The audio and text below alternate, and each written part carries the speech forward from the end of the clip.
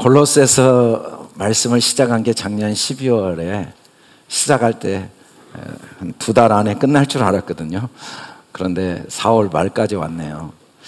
하나님께서 골로새서 말씀을 통해 우리에게 주시는 그 복음의 말씀이 뭔가를 우리가 쭉 살펴봤는데, 골로새서 말씀을 통해 하나님은 하나님의 경륜, 하나의 이 온 우주를 창조하시고 운행하시는 하나님의 그 계획, 그리고 그 경륜, 그 비밀을 우리에게 다 드러내셨죠.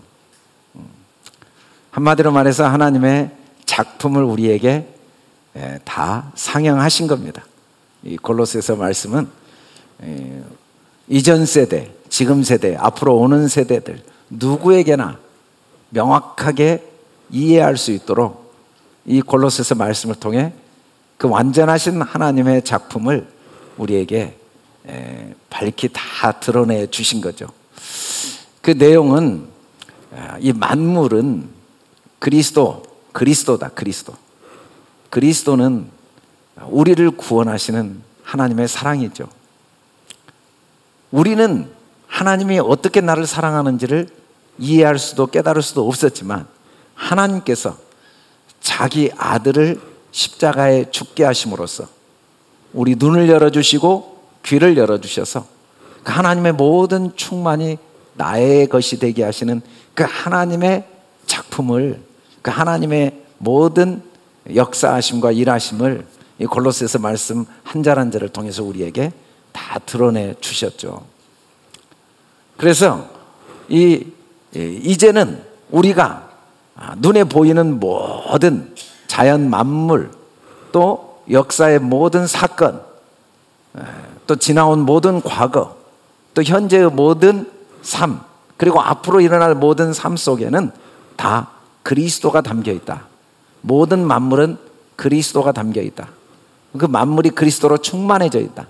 그 모든 만물은 사실은 나를 향한 하나님의 사랑을 우리에게 깨닫게 하시는 그 하나님의 경륜이 담겨 있고 하나님의 비밀이 담겨 있다는 걸 이 골로새서 말씀을 통해 우리에게 다 보여주셨죠. 마치 한 편의 연극, 영화를 상영하신 것처럼 이 말씀을 통해 우리가 지난 역사를 살아보진 않았지만, 조선시대 역사, 고구려 시대, 2차 대전, 1차 대전 전쟁의 역사를 영화의 작품을 통해 다 보고 경험하는 것처럼 이 골로새서라는 말씀을 통하여 하나님의 우리를 향한 계획, 그 하나님의 역사하심을 다 보여주셨습니다.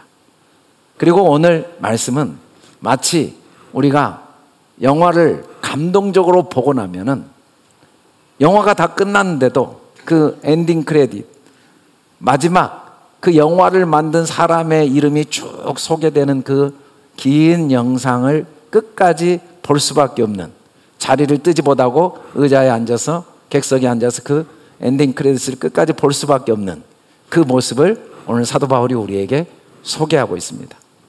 오늘 우리가 읽은 말씀에는 11명의 이름이 소개되고 있는데, 사실은 이 이름은 단순히 그냥 이름이 아니고 하나님이 우리에게 골로새서를 통하여 말씀하신 그 말씀의 복음이 어떤 의미인지를 가슴 깊이 새기고자 하시는 하나님의 마음이 담겨 있는 거죠. 그래서 우리가 오늘 말씀을 통해 몇 달 동안 살핀 이 골로새서 말씀을 통하여 하나님이 우리에게 보이신 그 밝게 드러내신 비밀의 경륜, 그 하나님의 진리의 말씀이 깊이 새겨져서 우리 모두가 하나님의 경륜을 함께 누리고 그 복음의 능력을 함께 간직하고 그 복음의 능력이 우리 삶 속에 나타나는 그런 은혜가 오늘 말씀을 통해 여러분들에게 임하기를 바랍니다. 또 하나님이 그런 은혜를 여러분들 한 사람 한 사람에게 부어주시리라고 생각합니다. 엔딩 크레딧에는 각 사람이 나옵니다. 각 사람. 우리가 흔히 엔딩 크레딧이라고 할 때 원래 크레딧은 신용이죠. 근데 이렇게 엔딩 크레딧을 이름을 쭉 이야기할 때는 명예 또는 칭찬, 공적, 감사의 의미를 담은 이름들이 쭉 기록되어 있는 거죠. 알고 보면 그 화려하고 감동적인 영화가 있기까지는 그 장면에 나온 사람들 말고도 그보다 수십 배 많은 수많은 사람들의 보이지 않는 역할들이 이 작품을 만들어낸 것처럼, 사실은 하나님의 놀라운 경륜에 하나님은 보이지 않고 아무도 이름을 들어도 그가 누구인지, 또 그에 대한 설명이 하나도 없는 이름만 쭉 나열된 그 한 사람 한 사람이 그 작품을 만들듯이, 우리 한 사람 한 사람이 이 하나님의 경륜과 구원의 역사 속에 작품을 만들어가는 주인공임을 하나님의 오늘 말씀을 통해 가르쳐주고 계신 거죠. 우리가 이 땅에 태어나 사는 동안 우리는 우리 모습을 어떻게 규정할 수도 있고, 또 사람들이 나를 어떻게 규정해주고 판단해주고 평가해줄 수 있지만, 사실은 우리 스스로가 규정하는 나와 사람들이 나에게 말하는 나는 올바른 나가 될 수 없습니다. 하나님이 말씀하시는 내가 진짜 나죠. 우리가 이 땅에 사람으로 태어나 사는 모든 삶에는 하나님의 경륜을 이루시는 그 하나님의 계획에 우리를 사용하시고자 하시는 뜻이 있어서 이 땅에 태어나게 하신 하나님의 동역자라고 성경은 분명히 말합니다. 더 나아가서 단순히 그냥 그 작품을 만드는 동역자, 하나님의 경륜을 이루는 동역자 정도가 아니라 결국 그 작품의 상속자, 그 하나님의 모든 계획과 그 경륜의 상속자, 함께 그 모든 걸 누리고 함께 나누고자 하는 상속자로 하나님이 우리를 세우셨다는 겁니다. 상속자로 하나님이 우리에게 그 모든 걸 누리게 하시기 위해서 어쩔 수 없이 하나님도 고난에 참여하시지만 그 고난에 우리도 때로는 참여하게 하신다는 겁니다. 그 작품의 완성을 위해 잠을 못 자고 때로는 자기 시간을 포기하고 육체적인 정신적인 고난을 희생하고 감당하면서 작품을 만들듯이, 하나님은 우리를 그의 동역자로 삼으셔서 내가 왜 이런 삶을 살아야 되는지, 내가 왜 이런 고난과 아픔과 어려움 속에서 세월을 보내야 되는지 이해하지 못하고 보내고 있지만, 사실은 하나님이 우리를 동역자로 삼으시고 그 하나님의 경륜을 우리 기업이 되게 하시기 위한 계획과 목적 속에 그 고난에 참여하게 하셨다고 바울은 분명히 말하고 있습니다. 하나님이 우리를 동역자 삼으신 그 하나님의 계획 속에 내가 누구인지를 성경이 정확히 말씀하고 있죠. 오늘 이 엔딩 크레딧은 사실은 그 사람의 이름을 통해서 나에게 주님이 말씀하고 계시고 내가 누구인지를 정확히 알고 간직하고 살게 하는 하나님의 계획이 있는 겁니다. 오늘 두기고라는 사람을 뭐라고 바울이 소개하냐면 사랑받는 형제라고 소개합니다. 또 오네시모를 소개할 때도 사랑받는 형제라고 소개를 합니다. 또 누가를 소개할 때도 사랑받는 누가, 데마를 소개할 때도 사랑받는 데마라고 하나하나 그 이름들을 소개하고 있습니다. 왜 이렇게 그들이 사랑받는 사람이라고 바울이 말할 수 있었냐면, 자기 자신이 누구인지를 올바로 알았기 때문에 다른 사람도 올바로 평가할 수가 있었죠. 내가 누구인가?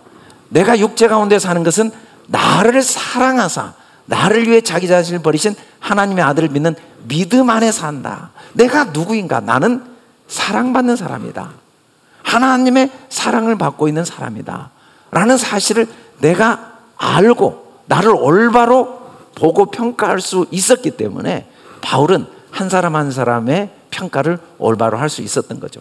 물론 이들의 삶이 몇 년 살았는지, 또 얼마나 오래 살았고 무슨 일을 했는지 많은 일들이 있었고 많은 사건이 있었겠지만, 결국은 성경은 한 단어로, 한 문장으로, 한 줄로 사람을 평가합니다. 이들 뿐이겠습니까? 성경에 얼마나 많은 인물들이 나오는지 모릅니다.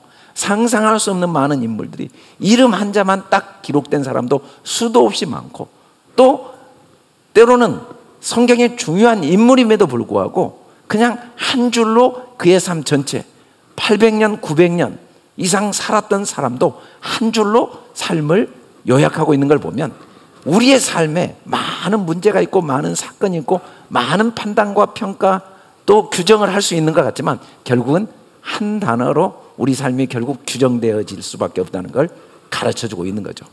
근데 오늘 말씀에 사랑받는이라고 할 때 그 사랑은 글자 그 단어를 그대로 그 의미를 해석하면 가장 소중하고 존귀하다는 마음의 표현이 전달되어진 게 사랑입니다. 사실은 사랑은 보이는 게 아니에요. 주고받을 수 있는 게 아니에요. 물체가 아니잖아요. 돈으로 사랑을 주고받을 수 있는 게 아니고 물건으로 주고받을 수 있는 건 아니죠. 사실 그 돈이나 물건이나 얼굴 표정이나 단어나 모든 언어는 내가 너를 얼마나 귀하고 소중하게 여기는가에 대한 내 마음의 전달의 도구들에 불과하죠. 결국 그 마음, 당신을 가장 소중히 존귀히 여긴다는 마음이 담겨있지 않다면 어떤 것도 사랑이 주어지거나 사랑이 받아질 수는 없겠죠. 그런데 두기고는 자기가 그렇게 소중하고 존귀한 사람이라고 생각할 수 있는 근거가 전혀 없습니다. 성경에 두기고에 대한 이야기가 물론 에베소, 디모데오, 디도서에 나오지만 그 모든 내용이 바울의 심부름, 바울이 맡긴 일, 바울이 대신 가서 책망하라고 한 그 책망을 전달하고 대신 전하라고 한 그 편지를 전하고 또 같이 감옥에서 고난받고 그리고 헌금을 같이 예루살렘에 전해주고 이런 내용들만 나와 있고 도대체 그가 어느 나라 사람이고 어느 지역 사람이고 어떻게 예수님을 믿었고 그가 가정이 어떻고 그가 뭔 일을 했고 하나도 기록되어 있지 않습니다. 정말 그냥 이름만.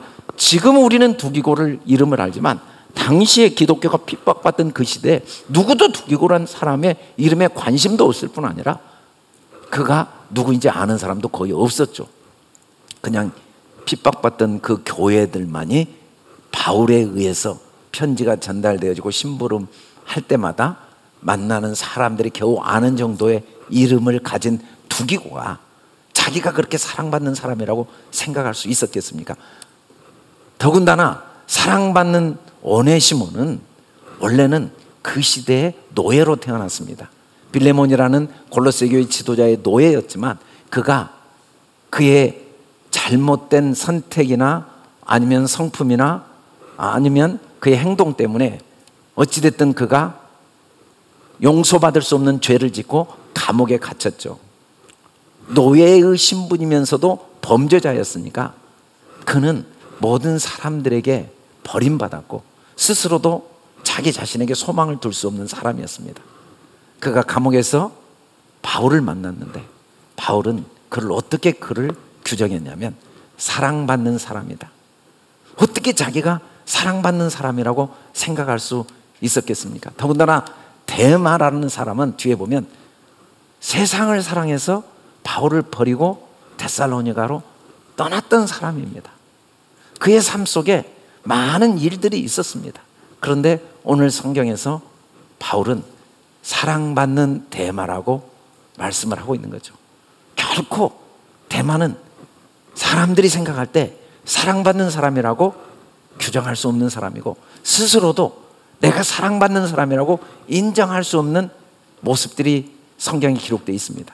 도대체 이 사랑받는 나라고 어떻게 인정되어진다고 성경은 말합니까? 이들이 어떻게 사랑받는 사람이라고 그들의 삶을 규정할 수 있는 것입니까? 어떻게 사도 바울이 이들을 사랑받는 사람이라고 말할 수 있습니까? 사랑은 나에 의해서 내가 사랑받는 사람이 되는 건 나에 의해서 좌우될 수 없다는 진리 때문이죠. 하나님의 사랑이 우리에게 나타나죠. 그래서 우리는 사랑받는 사람, 하나님께로부터 소중하고 존귀한 사람으로 인정되어지고 규정되어지는 이유는 우리 자신에게 있는 게 아니고 사랑은 하나님께 있죠. 하나님. 사랑은 여기 있으니 우리가 하나님을 사랑한 게 아니고 우리가 사랑받을 만한 행동이나 자격이나 능력이나 모습이 있어서가 아니고 우리를 사랑하사 우리를 위해 자기 목숨을 내어주심으로써 화목제물로 아들을 내어주심으로써 우리를 존귀하고 소중하게 만드신 그 하나님으로 말미암아 나는 사랑받는 사람이 된 것이죠. 사랑받는 사람. 보라, 아버지께서 어떠한 사랑을 우리에게 베푸사 하나님의 자녀라 일컬음을 받게 하셨는가. 하나님이 아버지께서 그래요. 자녀는 삶의 모든 과정 속에 태어나서 죽을 때까지 때로는 부모의 가슴에 못을 박을 때도 있고 때로는 부모의 기쁨과 영광이 될 때도 있고 많은 일들이 있음에도 불구하고 부모 입장에서 자녀는 사랑받는 존재임은 변할 수가 없습니다. 자녀의 행동으로 말미암아 그가 사랑받는 자가 되지 않을 수는 없는 거죠.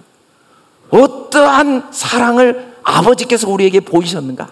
우리의 삶의 과정의 모습들은 때로는 대마처럼 주님을 버릴 수도 있고 바울처럼 주님의 원수가 될 수도 있음에도 불구하고 나라는 존재는 한마디로 말해서 사랑받는 존재임은 변할 수 없는 진리라는 겁니다. 하나님이 나를 사랑하시는데 왜 내게 이런 일이 일어날까? 고난과 아픔과 어려움과 시련들, 정말 오늘 영상에 나온 김두민 가정처럼 어떻게 이런 아픔들이 일어날까? 이해가 안 되고 도저히 그 상황이 나라면 내가 과연 감당할 수 있을까라는 생각이 들 수도 있지만, 그럼에도 불구하고 그 모든 사건과 상황 속에도 하나님의 사랑이 담겨 있지 않거나 그가 사랑받는 자가 될 수 없는 이유는 전혀 없다는 겁니다. 하나님은 성경 전체를 통해 내가 누구인가를 알기를 원하시는데 한마디로 말해서 나는 사랑받는 사람이라는 겁니다. 사랑받는 자의 삶은 어떤 모습입니까? 내 힘으로 하나님의 사랑을 받아내는 게 아니라 하나님의 강권하시는 사랑으로 내가 사랑을 받고 사는 삶을 살 수 있게 되는 거죠. 하나님의 강권하신 사랑이 나를 어떤 경우에도 소망 가운데 살게, 그 사랑이 내게 부어지면서 세상 사람들이 볼 때는 저 상황에서 어떻게 살아갈 수 있을까? 라는 생각이 드는 그 상황 속에서도 하나님이 부어주신 사랑 때문에 소망을 갖고 사는 삶. 물론 환난도 오고 권고도 오고 박해도 오고 기근도 오고 적신도 오고 위험도 오고 이런 게 하나도 안 와도 결국 칼이 옵니다. 육신이 죽게 되죠. 아무리 우리가 호의호식을 한다 할지라도 언젠가는 늙고 병들어 죽어가는 이 죽음의 정하심을 어떻게 뛰어넘을 수 있겠습니까?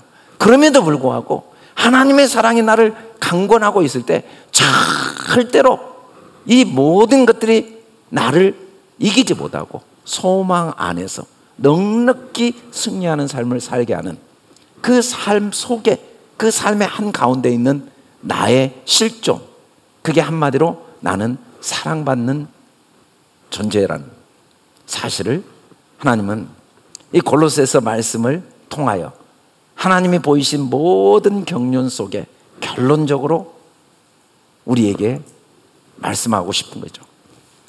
또 하나는 신실한 일꾼이라는 겁니다. 신실한 일꾼. 유스도도 하나님의 나라를 위해 함께 역사하는 자고, 또 라우디게아에 있는 자들과 히에라볼리에 있는 자들을 위하여 많이 수고한 것을 증언한다. 하나님의 신실한 일꾼들로 이들을 규정하고 있습니다. 일꾼은 정확히 말하면 진리의 말씀을 옳게 분별하는 거라고 말씀하고 있죠. 진리의 말씀을 옳게 분별하면 부끄러울 것이 없는 신실한 일꾼으로 인정을 받게 되는데, 하나님은 우리를 신실한 일꾼이라고 말씀하고 있습니다. 사도 베드로가 예수님이 주는 그리스도라고 고백하자 주님으로부터 그가 칭찬을 받을 뿐 아니라 그에게 그를 통하여 천국의 열쇠가 주어지고 교회가 그가 반석이 되어 세워지리라고 말씀하고 음부의 권세가 이기지 못한다는 하나님의 언약과 약속을 말씀하셨습니다. 그런데 후에 예수님이 고난과 죽으심을 이야기하자 절대로 그래서는 안 된다는 말을 한 베드로에게 예수님이 뭐라고 이야기하냐면, 사탄아 내 뒤로 물러가라. 너는 나를 넘어지게 하는 자로다. 내가 하나님의 일을 생각지 않냐고 도리어 사람의 일을 생각한다. 사실은 일꾼이라는 건 하나님의 일을 하는 거죠. 그게 일꾼입니다. 그게 신실한 일꾼이죠. 근데 베드로는 사단의 일, 사람의 일, 사단의 일을 했어요. 그럼에도 불구하고 그가 한 분명한 모습은 사단의 일을 했는데도 불구하고 하나님은 그를 신실한 일꾼이라고 말씀하고 계신 거죠. 우리가 볼 때, 야, 어떻게 주님이 하시는 일, 이 하나님의 일을 방해하고 대적하고 심지어 사단의 일을 앞장서서 하는 내가 하나님의 신실한 일꾼이 될 수 있을까? 라는 생각이 들 수도 있습니다. 데마처럼 바울을 떠날 수도 있고, 우리의 삶의 과정에 원치 않거나 원하거나 아니면 깨닫지 못하거나 깨달았음에도 불구하고 베드로처럼 사단의 일을 할 수도 있는데도 불구하고 하나님은 결국 우리를 뭐라고 규정하셨냐면 신실한 일꾼이라고 말씀하신 거죠. 일꾼, 이 일꾼이 하는 진짜 진리의 말씀을 분별한다는 건 한마디로 말해서 멸망지 않고 영생을 얻게 하는 것, 심판을 하려 함이 아니라 세상을 구원받게 하려는 하나님의 일을 분별해 주는 게 일꾼입니다. 일꾼. 모든 사람을 구원하시려는 하나님의 그 경륜과 비밀을 드러내는 게 하나님의 일이죠. 그게 그 일을 하는 게 하나님의 일꾼이죠. 내가 하나님의 열심으로 너희를 위해 열심을 내노니. 바울이 골로새 교회에 많은 문제들을 지적하고 있습니다. 이단 사상, 그리고 신화와 족보, 온갖 유전들에 속아서 미혹당한 그들의 죄를 지적하고 책망하고 경고하는 내용들이 골로새서에 나옵니다. 그러나 그 모든 건 하나님의 열심입니다. 하나님의 열심, 그들을 향한 하나님의 사랑을 깨닫게 하시는 하나님의 열심이죠. 우리의 삶 속에 일어나는 부끄럽고 어리석고 미련한 사단의 일들은 나의 실상을 깨닫게 하시고 그걸 통해 하나님의 나를 향한 열심, 그 하나님의 사랑의 어떠함을 알게 하는 도구로 하나님이 사용하시기 때문에, 물론 내가 때로는 사단의 일을 하고 말았음에도 불구하고 하나님은 나를 하나님의 일꾼으로 인정하고 계시는 거죠. 인간적으로 보면 이 부부가 겪어야 했던 아픔들, 이 아픔들은 견딜 수 없는 아픔입니다. 그럼에도 불구하고 하나님은 하나님의 열심으로 그 고통 속에서 이들을 위로하셨고, 암으로 결국은 죽음이 눈앞에 와 있는 상태에서 육신의 죽음으로 이들의 삶이 끝나는 게 아니라 그 죽음 속에 하나님의 위로로 감사와 기뻐하는 삶을 살아내게 하시면서 그들의 삶이 지금도 많은 사람들의 생명을 살리는 하나님의 구원을 선포하는 하나님의 일꾼으로 쓰임받게 하신 거죠. 이 고통마저도 사용하시는 하나님, 내 실패, 내 연약함, 내 허물마저도 사용하시는 그 하나님으로 말미암아 우리는 신실한 일꾼으로 인정되어지게 된다는 거죠. 사실은 진짜 신실한 일꾼은 한 분, 예수 그리스도밖에 없습니다. 자비하고 신실한 대제사장. 어떻게 우리 안에 신실함이 존재할 수 있겠습니까? 어떻게 변하지 않는 진실함과 변함이 없는 그 신실함이 우리 속에 있을 수 있겠습니까? 오직 신실한 분은 영원한 대제사장, 어떤 경우에도 우리를 실어버리지 아니하시고 우리를 위해 마지막 피 한 방울까지 기꺼이 쏟아내신 예수 그리스도, 그분 한 분만이 신실하신 분이죠. 우리는 절대로 미쁨이 없습니다. 진실함이 없어요. 내 입으로 절대로 주님을 부인하지 않겠다는 그 입으로 예수님을 3번이나 저주하고 부인한 베드로의 모습이 결코 베드로의 모습일 수 없고 바로 나의 모습일 수밖에 없는 게 우리는 미쁨이 없음에도 불구하고 나를 택하사 나와 함께 하시는 하나님이 미쁘시기 때문에 어떻게 우리가 신실한 일꾼이 되냐면, 오라 나는 공고한 사람이로다, 절대로 어떤 경우에도 내게서 더 이상 소망을 찾을 수 없는 걸 깨달은 사람, 오직 소망은 좋은 소망을 은혜로 주신 하나님 아버지 한 분만 소망으로 간직한 사람, 내가 하나님의 은혜로 이루어낸 이 내 실력이 아니고 오직 은혜로 주신 하나님의 소망임을 잊지 않는 사람. 우리의 신실함은 우리 안에는 절대 없음에도 불구하고 우리는 끊임없이 내게 주신 하나님의 은혜가 아니고 내 실력이 돼버리고 내 업적이 돼버리고 내 자랑이 될 수밖에 없는 이 어리석고 연약한 공고한 내 모습, 내가 혹시 내 실력이 아니라 내가 이룬 업적이 하나님의 은혜임을 인정했다면 그건 내가 아니요, 내게 주신 하나님의 은혜일 수밖에 없는, 어떤 경우에도 자랑할 것이 없는 나, 어떤 경우에도 내게는 소망이 없음을 인정하고, 그럼에도 불구하고 절대로 나를 실망시키지 않고 신실하신 주님 때문에 낙심치 아니하는 그 마음이 신실한 일꾼이죠.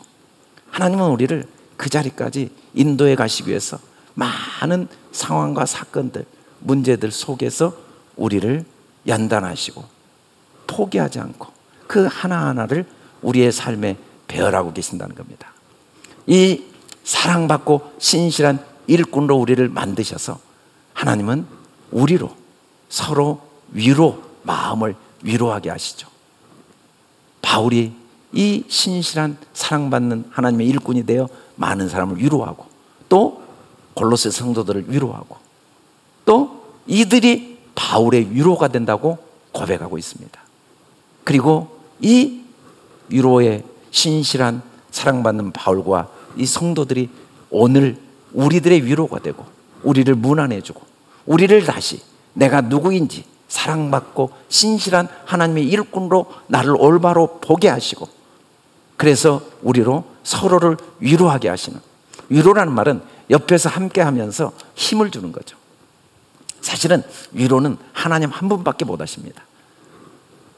우리가 겪는 환난들은 하나님의 위로의 통로들이죠. 안타깝게 하나님의 신실하신 그 하나님의 위로가 환난이라는 통로 없이 우리 마음에 느껴질 수 없는 한계를 안고 있는 우리의 이 한계 때문에 우리를 사랑하신 하나님께서 우리를 때로는 환난 가운데 두실 수밖에 없는 겁니다. 오늘 우리가 본 영상의 김두민 가정은 보통 사람이 겪는 환난이 아닙니다. 우리 중에 그런 환난을 겪은 사람이 없죠. 정말 견딜 수 없는 큰 환난을 겪었는데 그 큰 환난으로 인해 더 큰 위로와 구원의 능력을 경험하고, 또 다른 더 큰 위로와 구원의 통로로 하나님이 쓰시는 걸 보면 세상에 어떤 것도, 우리가 겪는 하나님의 모든 형통함도 하나님의 사랑이지만 어떤 문제도 결코 하나님의 사랑이 아닐 수 없다는 사실을 하나님은 우리에게 정확히 보여주시는 겁니다. 너희를 위한 우리의 소망의 견고함은 너희가 고난에 참여하는 자가 된 것 같이 위로에도 그러할 줄 알기 때문에. 세상에는 지금도 많은 나라가 있고 많은 사람이 있고 많은 사건이 있고 많은 문제들이 있습니다. 그러나 우리의 확실한 변개할 수 없는 진리는, 우리가 보기에는 너무 안타깝고 빨리 문제가 해결되는 것만이 하나님의 뜻인 것처럼 보이지만, 하나님은 그 모든 문제, 상황, 어려움 속에서 각자에게 하나님만 주시는 위로를 주고 계심을 믿고 우리는 소망해야죠. 우리는 우리 자신이 사형 선고를 받은 줄 알았으나 이는 우리로 자기를 의지하지 말고 오직 죽은 자를 다시 살리시는 하나님만 의지하게 함이며, 그 하나님만 의지함으로써 누리는 위로는 얼마든지 그리스도 안에서 이해가 되나니, 그런 말만 우리가 아멘하여 하나님께 영광을 돌리게 된다. 인간적으로 보면 그 상황 속에 있는 사람의 아픔과 고통은 도저히 누구도 위로할 수 없고 또 위로가 안 될 것 같이 보이지만, 그러나 고난의 크기만큼 하나님이 약속하신 위로의 크기가 반드시 아멘으로 이루어진다는 사실, 얼마든지 그리스도 안에서 반드시 신실하게 이루어진다는 이 사실이 성경 역사 수많은 사건을 통해 하나님은 우리에게 확증해 주시면서, 혹시 우리의 삶에 앞으로 어떤 어려움이 온다 할지라도 미리 우리가 아무것도 걱정할 이유가 없는 것, 그 상황 속에 주시는 또 다른 은혜가 반드시 있을 뿐 아니라 지나온 삶 속에 도저히 돌이킬 수 없는 억울함과 아픔들이 분명히 있음에도 불구하고 그 지나간 시간을 반드시 하나님이 시간을 초월한 위로로 채우신다는 진리, 이 진리가 우리 속에 간직되어지고 그 진리가 우리 입을 통해 하나님은 계속해서 서로에게 전달되어지기를 원하십니다. 그리스도 안에서 굳건하게 하셔서 우리에게 기름을 부으신 그 하나님의 사랑받는 자로서의 정체성, 신실한 일꾼으로서 어떤 경우에도 하나님의 일을 해내는, 어떤 경우에도 서로를 위로하고 소망을 주고 하나님의 사랑을 깨닫도록 돕는 그 일꾼으로서의 기름 부음을 하나님이 우리에게 계속 부으고 계신다는 걸 오늘 마지막 하나하나의 인물들을 통하여 하나님은 우리에게 확증하고 있는 거죠. 형제들아, 서로 비방하지 말라. 형제를 비방하는 자나 형제를 판단하는 자는 곧 율법을 비방하고 율법을 판단하는 것이라. 이 율법은 하나님이시죠. 사실은 하나님을 비방하고 하나님을 판단하는 것이라고 말합니다. 내가 처음 변명할 때 나와 함께한 자가 하나도 없고 다 하나를 버렸으나 그들에게 화물을 돌리지 않기를 원하노라. 그들은 사랑받는 신실한 일꾼들이라고 바울이 말할 수 있었던 배경이 뭡니까? 주께서 나를 먼저 위로해 주셨기 때문에 내 곁에 서서 나에게 힘을 주시면 나로 말미암아 선포된 말씀이 온전히 전파되어 내가 그들을 때로는 책망하고 그들에게 문제를 지적할 수는 있음에도 불구하고 그 모든 것이 선포된 말씀, 그가 사랑받는 자임을 깨닫게 하시고 내가 신실한 일꾼으로 하나님의 사랑을 깨닫게 하는 일, 그 일을 하게 하시는 하나님의 은혜 때문에 허물을 끝까지 돌리지 않을 수 있었다는 거죠. 내가 사자의 입에서 건짐을 받았느니라. 우는 사자처럼 끊임없이 비방하고 판단하고 낙심하고 후회하고 자책하고, 지금 우리가 성경 속에 두기고를 알고 오네시모를 알지만 아무도 기억하지 않고 알아주지 않는 그 이름 석자, 그들이 사실은 영원한 하나님의 사랑받는 신실한 일꾼임을 우리에게 말씀하시면서 내 모습, 내 지금 삶의 과정, 상황, 그 눈에 보이는 걸 보면 내가 나를 규정할 때 내가 왜 사는지, 내가 뭘 했는지, 내가 뭘 할 수 있는지, 내가 앞으로 뭘 할 수 있을지 라고 스스로를 초라하고 무가치하게 여길 수밖에 없는 상황임에도 불구하고 두기고나 오네시모처럼 하나님이 나를 사랑받는 신실한 일꾼으로 인정하고 계심을 우리 입술로 선포하고 고백하도록 하나님께서 오늘 우리에게 말씀하고 계십니다. 사실은 우리는 신화와 끝없는 족보에 몰두하게 돼 있죠. 역사의 모든 상황들, 사건들, 사람들, 눈에 보이는 그 상황과 사건과 사람들에 대한 이야기로 우리는 모든 것에 몰두할 수밖에 없습니다. 그러나 이건 믿음 안에 있는 하나님의 경륜을 이루지 못합니다. 그 모든 것 배후에는 나를 사랑하시는 하나님의 사랑이 다 담겨 있습니다.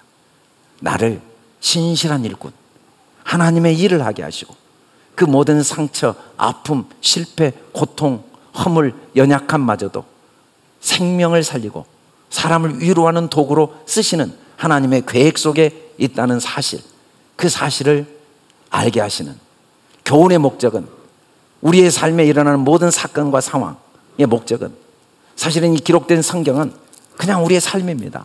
성경이 뭡니까? 그냥 누가 결혼했다, 누가 싸웠다, 누가 배신했다, 누가 전쟁했다, 누가 죽었다, 누가 일찍 죽었다, 누가 병들어 죽었다, 누가 나았다, 누가 돈을 벌었다, 누가 돈을 다 날렸다, 뭐 나라가 망했다, 이런 이야기입니다. 이게 바로 우리를 향한 하나님의 사랑이에요. 이게 그리스도입니다. 우리의 삶의 모든 역사 속에 교훈의 목적은 청결한 마음과 선한 양심과 거짓 없는 믿음에서 나온 사랑. 진짜 청결한 마음이 뭡니까? 깨끗한 마음이 뭡니까? 어떤 상황과 사건 속에도 하나님의 사랑이 있다는 것이 발견되어지는 마음, 사랑이 나오는 마음. 선한 양심이 뭡니까? 어떤 경우에도 나를 향한 하나님의 포기할 수 없는 사랑이 있고 내가 사랑받는 존재라는 사실을 깨닫게 되는 그 양심. 정말 거짓 없는 믿음이 뭡니까? 어떤 경우에도 나는 믿음이 없지만 그 믿으신 주님 때문에 내가 사랑받는 자이고 결국 신실한 하나님의 일꾼으로 하나님이 나를 택하셨다는 사실, 그걸 믿는 믿음. 물론 바울도 도저히 자기가 사랑받는 사람이라고 생각할 수 없었습니다. 그는 절대로 신실한 일꾼이 아니었습니다. 비방자였습니다. 박해자였습니다. 폭행자였습니다. 그게 사실이죠. 그럼에도 불구하고 하나님이 그에게 긍휼을 입히셔서 깨닫게 하시고 그 모든 과정들이 나를 향한 하나님의 사랑이 얼마나 큰가를 알고 내가 사랑받는 존재임을 알게 하는 도구로 하나님이 쓰셨던 그 경험들이 이제는 그가 자기가 누구인지를 올바로 알고 다른 사람을 올바로 규정해 줄 수 있는 주의 은혜가 그리스도 예수 안에 있는 믿음과 사랑과 함께 넘치도록 풍성한 모든 하나님의 자녀들, 온 세상을 바라보는 그 올바른 시각과 올바른 선포를 하게 하셨다고 말씀하고 있습니다. 골로새서 말씀을 통해 하나님은 결론적으로 우리 마음 깊이 잘 박힌 못처럼 내가 누구인가가 박혀지기를 원하십니다. 나는 사랑받는 사람입니다. 나는 신실한 일꾼입니다. 나는 소망이 없지만 소망의 주님, 나에게는 신실함이 없지만 신실하신 주님 때문에 어떤 경우에도 낙심치 않고 끝까지 소망을 갖고 서로를 위로하며 내 아픔이 하나님의 위로의 통로가 되고 또 다른 사람을 위로하고 살려내는 하나님의 축복의 통로가 되게 하신다는 이 진리의 말씀이 분별되어지는 일꾼들로 세워지는 은혜가 저와 여러분 심령에 깊이 임하기를 주님의 이름으로 축원합니다.